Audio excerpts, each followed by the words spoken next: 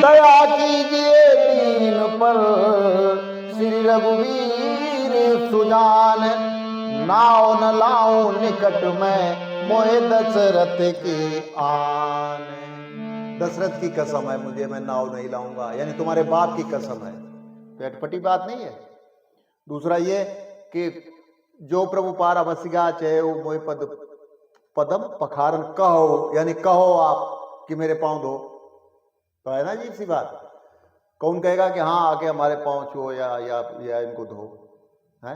और तीसरी अटपटी बात क्या, वरतीर मारो लखन पे जब लगन न पाए पखारी हो, तब लगन न तुलसीदास नाथ कृपाल पार उतारी हो। ये भी एक अटपटी सी बात है जय बाण ये क्यों नहीं मार दें लक्ष्मण जी।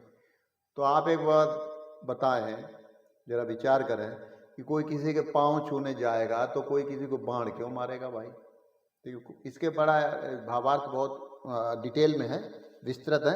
कभी जो है ना समय मिला तो मैं आप लोगों को के बीच लाने का प्रयास करूंगा।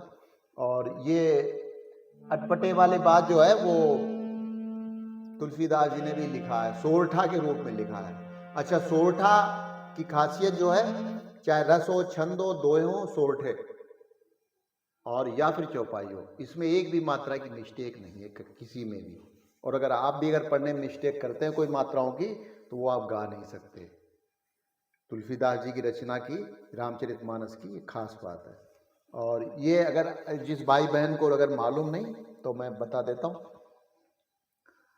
कि अगर आप सोरठा को उल्टे तरफ से पढ़ोगे तो ये दोहा बन जाएगा।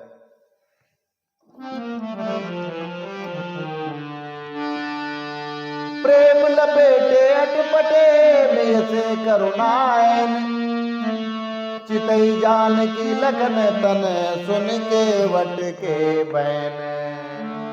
ये है इस तरह से आप ये देखें। और वैसे ये ओरिजिनल जो सोरठा है वो ये है।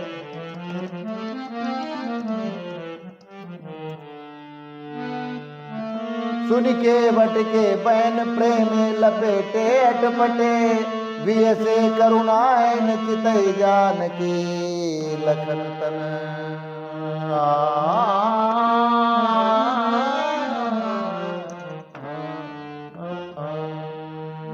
तो आप देख लें, कभी भी आप अगर सोरठा को उल्टा पढ़ेंगे तो ये दोहा ऑटोमेटिक बन जाएगा। ये तो रही बात। और बाकी जो ये राधे श्याम रामायण है इसके अर्थ बताने की आवश्यकता नहीं, बहुत ही सरल और सुंदर जो है साहित्यिक हिंदी में ये राधे श्याम रामायण की कई प्रतियां लिखी गई हैं। आपको रामचरितमानस तो एक प्रति सिर्फ तुलसीदास जी की मिलती है, लेकिन राधे श्याम रामायण जो है वो कई प्रतियों में है। अलग अलग विद्वानों ने रचनाकारों ने इसको अलग अलग तरीके से अपने हिसाब से इसको लिखा है। तो ये रही। अच्छा, एक बात मैं और बता दूं, इसका बहुत ही महत्वपूर्ण जो है राधे श्याम रामायण किसी जमाने में हुआ करती थी। इसके बिना रामलीलाओं का मंचन नहीं हुआ करता था। और कोई धार्मिक अनुष्ठान या कोई भजन कीर्तन अगर उसमें राधे श्याम रामायण का अगर पाठ नहीं हुआ तो वो अधूरा माना जाता था। और भी कई प्रोग्रामों में हर तरह से उस समय रिकॉर्ड ब्लैक वो घूमने वाले होते थे। तो ये चाहे वो भजन कीर्तन का आयोजन हो या फिर व्यास गद्दी पर बैठा हुआ कोई पंडित हो, विद्वान हो, तो बिना इसके राधे श्याम रामायण के वो भागवत नहीं हुआ करती थी, यानी राम कथा नहीं हुआ। इतना बड़ा महत्व था इसका। राम कथा नहीं होती थी जब तक अगर राधे श्याम रामायण नहीं है, क्योंकि साज बात और इसका संगीत और लय इसकी बहुत सुंदर है और सनातनी है, पारंपरिक है, पुरानी है, काफ़ी प्राचीन है। तो अब ये धीरे धीरे विलुप्त होती जा रही है। अब ये किसका षड्यंत्र है भैया राम जाने, लेकिन ये रचना जो है बहुत ही काबिल तारीफ है और बहुत सरल है, सुंदर है। यानी हर हिंदी भाषी राज्य में ये आसानी से पढ़ने से ही समझी जा सकती है, अगर उसकी थोड़ी सी भी अगर हिंदी ठीक है तब तो। अच्छा, एक हमने 2-3 बार वो चौपाई गाई है, आपको मैं बता देता हूँ इसकी राधे श्याम। वो इसमें नहीं है, ये जो पुरानी जो प्रतियाँ हैं हमारे पास काफ़ी पुरानी है तो इसमें वो नहीं है। और मैंने 2-3 बार गाई, देखो कितना सुंदर सा साहित्य है। मैं गंगा तट का माझी हूँ, गंगा तट का माझी हूँ, तुम भवसागर के केवट हो, तुम भवसागर के केवट हो। मैं इस गंगा के तीर पे हूँ, तुम उस भवसरिता के तट हो। भवसागर के तट किनारा, मैं इस गंगा के तीर पे हूँ, तुम उस भवसरिता के तट हो।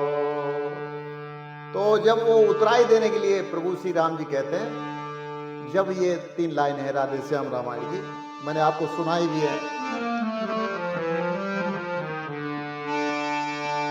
वो मजदूर कई मजदूरों से मजदूर कई मजदूरों से मजदूरी लेते हैं भैया, मल्ला कई मल्लाहों से मल्लाई लेते हैं भैया। हम दोनों लोग बराबर, पेशा बराबर है, पेशेवर है हम दोनों लोग।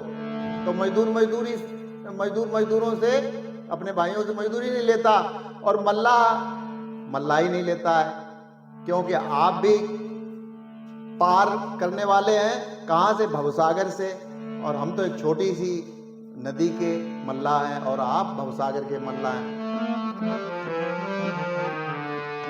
मजदूर कहीं मजदूरों से मजदूरी लेते हैं भैया, मल्ला कई मल्लाहों से मल्लाई लेते हैं भैया। कि खुद को करनी समझते हो तो ऋण तुम वही चुका देना, खुद को करनी समझते हो तो ऋण तुम वही चुका देना। मैंने तुमको है पार किया, तुम हमको पार लगा देना। मैंने तुमको है पार किया, तुम हमको पार लगा देना। तो बस आज के लिए इतना ही, कल फिर मिलते हैं। नमस्कार, जय श्री राम।